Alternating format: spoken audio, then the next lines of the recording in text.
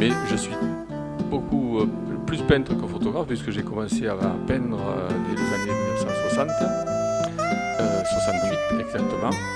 Je travaille, mes sujets principaux sont axés principalement sur la Camargue puisque c'est une terre pour moi de prédilection que j'affectionne particulièrement.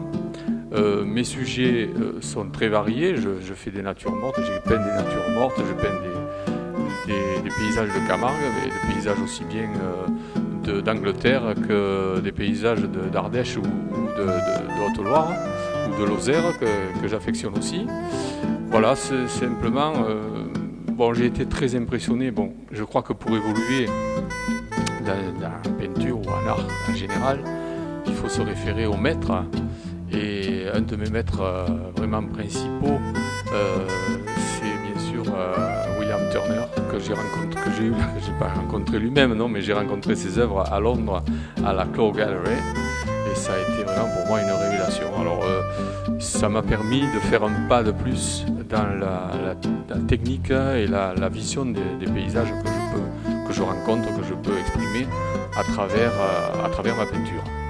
Voilà, sinon je travaille principalement d'après des croquis que je fais d'après nature. Ensuite, avec ces croquis me servent de référence et de modèle pour interpréter le paysage dans mon atelier. Voilà, c'est la principale activité, la manière principale que j'utilise pour déterminer mon travail.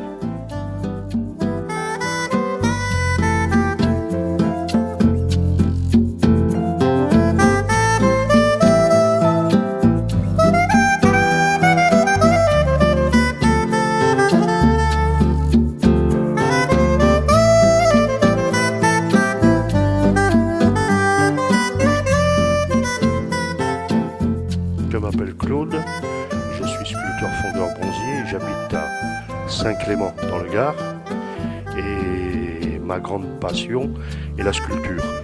Alors je vais vous présenter la sculpture que j'ai faite pour Robert Faure qui est Fanfone-Guilherme, qui est très connu dans la région. Mais avant d'obtenir le bronze, comme celui-ci, vous devez créer le modèle en cire. Une fois que le modèle en cire est fait, vous n'avez plus qu'à faire le noyau qui est constitué de plâtre, d'eau et de chamotte.